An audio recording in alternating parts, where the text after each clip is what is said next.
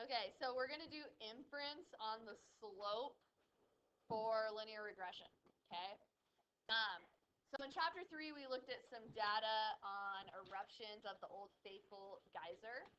So this graph shows all 222 recorded eruptions in a single month. So this is everything from the month. So this is the population data right here. So there's 222 dots. And we have the predicted interval. So I think it was like times. They counted the times between eruptions. And they found a line of regression. All right. So this predicted interval is in this format. So I don't know if you guys remember. We do y equals mx plus b, but in stats, we do y equals a plus bx. And your y is always a predicted y when we're doing linear regression, okay? A is still your y-intercept, and b, always the number in front of x, is your slope, all right? So this is our slope, 10.36, of the population. So this is like the true slope. Just like we have the true mean, and then we have a statistic from a sample, right? So you know how we have mu for the true mean and x bar for our sample mean? Now we have a capital cursive beta for our true slope and a lowercase b for our sample slope. So you guys might want to make a note of that. The capital cursive b is the true slope, and the lowercase b is the sample slope.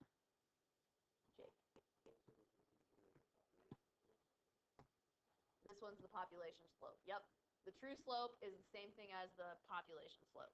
So this b right here, this 10.36, would be the cursive b. I'm not very good at this cursive b. Maybe it looks like this. Oh, that's better. Yeah. Okay. Anyways, suppose we take a simple random sample of 20 eruptions. So instead of doing all 222, we're taking a sample of 20. Okay? And we want to see how the slope of the little b, because now I'm talking about the sample data, relates to the slope of the population regression line.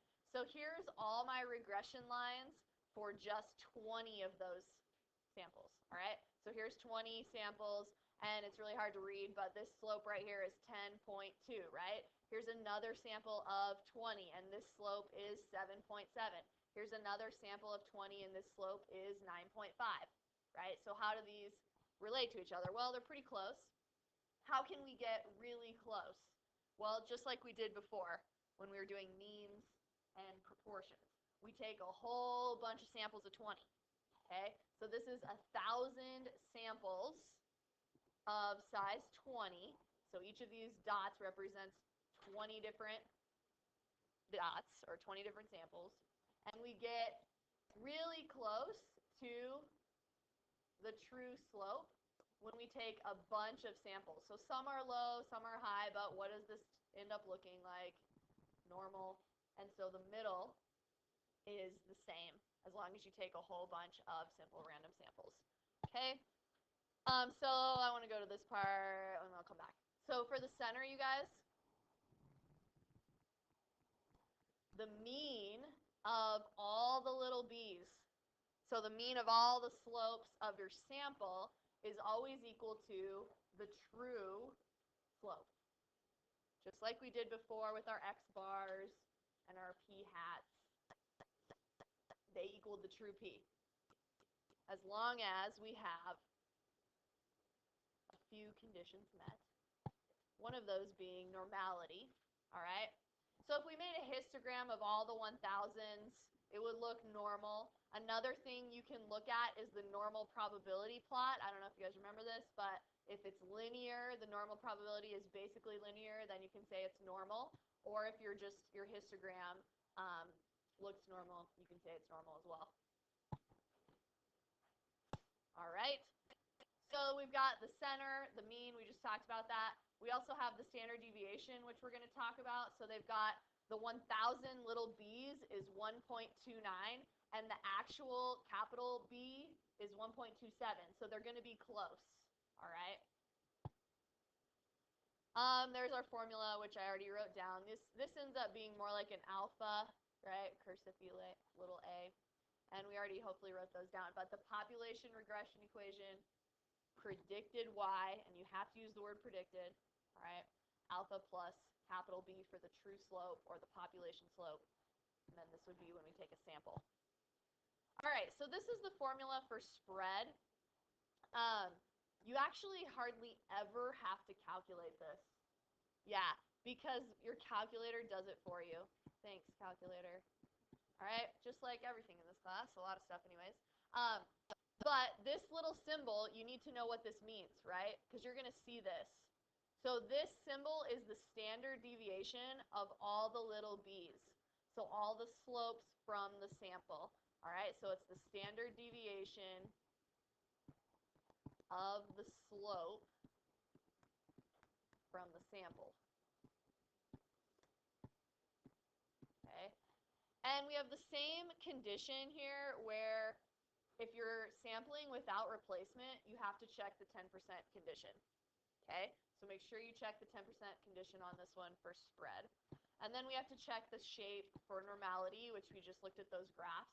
So you can look at the histogram or the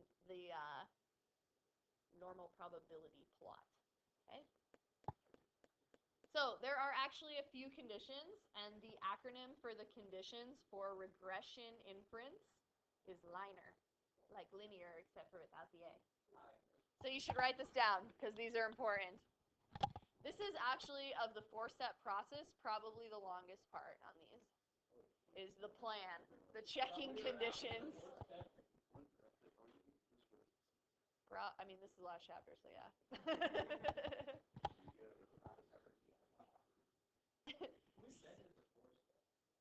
I don't know, all right.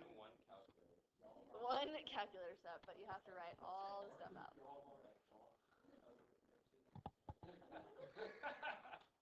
All right, here we go.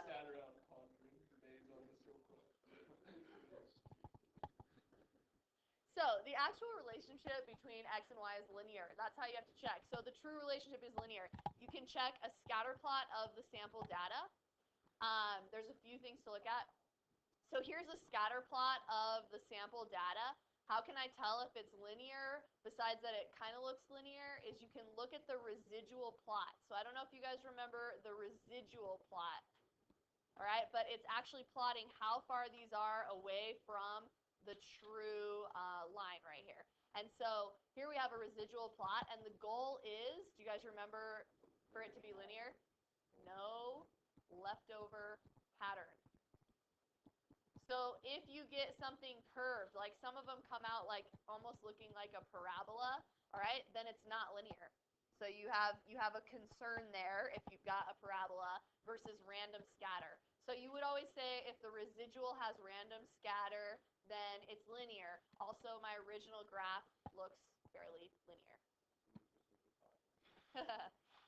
Yeah, probably. Independent. Individual observations are independent of each other. So knowing one thing doesn't affect the next thing. So like if you're drawing from cards, it is, unless you're replacing, right? So if you're drawing out of a deck, once you draw out a card, it's definitely affecting the next one. So they would not be independent. But if you're replacing it, you're good to go. However, if you're sampling without replacement, you're still good to go as long as the 10% condition applies. So for independence, you're mostly checking the 10% condition, okay? And then we're checking normality. So LINER, we're on the end part. So for any fixed value of x, the response y varies according to a normal distribution. So you can check the normal probability plot and make sure it's linear.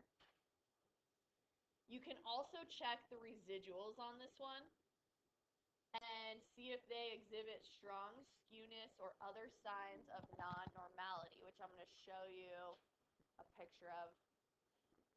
So these residuals, you guys, have about the same distance above and below, so you're good to go. There's a few graphs that they kind of start to spread further out like this, and that actually means that it's skewed, all right? So you kind of want the same distance above and below. Equal standard deviations. So we've got the standard deviation of y, or sigma, is the same for all values of x. Check the residual plot. So this guy's good. It's really hard to read this, but this one's good to go, random scatter. This one's bad because of kind of what we were just talking about here. We don't have equal standard deviations. They start to spread out further and further. So as you read across, you kind of want them to be the same distance top to bottom. So the vertical spread of the residuals should be roughly the same from the smallest to the largest x value. So equal standard deviations. And you look at the residual plot for that. Okay? So I would write down for equal standard deviations to look at the residual plot and make sure they have the same distance away from 0 and don't get bigger as you go across.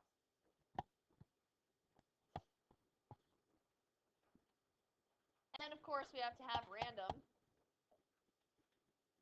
So that's linear. What does L stand for? Linear. What does I stand for? Independent. What's N? Normality. And what's E? Yep. And R is random. Okay. Donovan. So pretty much check the 10% rule unless you're sampling with replacement, and then you're good to go. But most of the time you don't sample with replacement.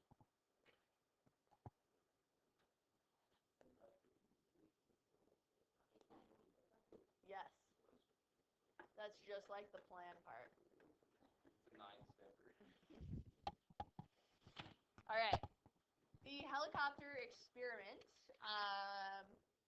So, Mrs. Barrett's class did a variation of the helicopter experiment on page 738. Students randomly assigned 14 helicopters to each of 5 drop heights. So, some helicopters are dropped at 152 centimeters, some are at 203, some are at 254, some are at 307, some are at 442. How many helicopters does this class have? 14. That's a lot of helicopters. It's like a paper helicopter, you guys. You gotta try this. Yeah. What's that mean? Yeah, let's not. So, teams of students released, the 70 helicopters. Oh, all right. In a predetermined random order and measured the flight times in seconds. The class used Minitab to carry out least squares regression analysis, and the scatter plot and residual is shown. So a lot of times they're given to you. Sometimes you have to do them on your calculator, but a lot of times they're given to you. So we've also got a histogram, a normal probability plot, and residuals. So this first one is just a scatter plot, okay, basic scatter plot. So we've got drop height here and flight times, so how long it took them and how far they dropped. So it makes sense that the further one was dropped from, that the longer it took to fall to the ground, okay? Then we've got our residuals, all right? We've got our histogram just from these scatter plots, which appears normal, and our normal probability plot, which appears linear, okay? So check whether the conditions for performing inference are met. So for linear, you guys, this is a good one to look at. Is it linear? Yep. Even though they've got these like dots lined up, it's still linear, okay? As the height increases, the time increases to drop, okay? So the scatter plot shows a linear form, and the residual plot, you can also look at that. That's another one, by the way. So here's our residual plot. That one also shows random scatter about the horizontal line. Okay. And independent. So does knowing how far like one dropped affect knowing the next one? Like does one affect the other one? No. So these are independent of each other. And we can check 10% on that. But for this one, we can just say we know they're independent. No helicopters used twice, and knowing the result of one does not help us predict the value of another observation. Okay. And then we've got, is it normal? And so we can look here for normality, our histogram, and we can also look here for normality. So the histogram of the residuals is single-peaked and somewhat bell-shaped. Also, the normal probability plot is very close to linear. All right. So check normality on those last two graphs. Equal standard deviation. So we want to look at the residual plot. And this one does have one that's kind of a concern, but don't worry, we'll proceed with caution. The concern is, which one of those times, if you can even read the the bottom axis is a problem, or I guess drop heights, which drop height's a problem. Notice this one is more spread. So these are pretty equally spread among the different drop heights, but this guy right here is further spread out, so that is kind of a concern for the equal standard deviations. So you would say the residual plot shows a similar amount of scatter about the residual line, which is equal to 0 there, for the 152, 203, 254, and 442 drop heights. The flight times and corresponding residuals seem to vary a little more for the helicopters dropped from the 307 centimeters. Okay, and then random, the helicopters were randomly assigned to the 5 possible drop heights, so we're good to go. So the only concern is that one standard deviation that's a little higher. So besides that, we're good to go. That's it, you guys.